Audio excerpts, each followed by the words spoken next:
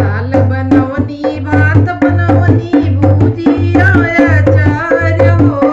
दाल बनवनी भात बनवनी भुजिया अचार हो। चोखा खातिर रूसल बाड़ राजा जी हमार हो। चटनी खातिर रूसल बाड़ राजा जी हमार हो।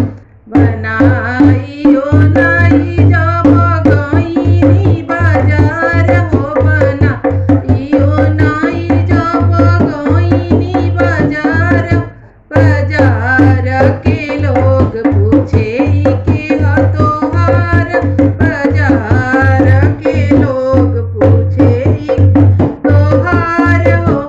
सासू के बेटा हुए ननदो के भाई हो। सासू के बेटा ननदो के भाई हो।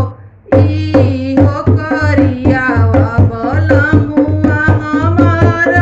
ई हो करियावा बलमुआ हमार हो।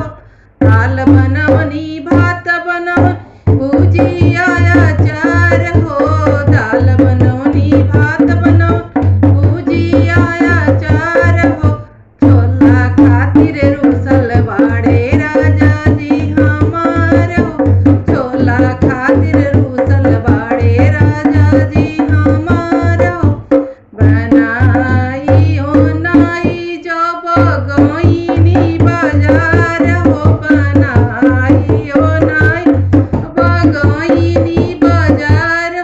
बाजार के लोग पूछे के ह तोहार हो। बाजार के लोग पूछे के ह तोहार हो।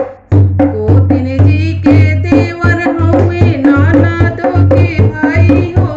गोतिन जी के देवर हूँ ननदो के भाई हो।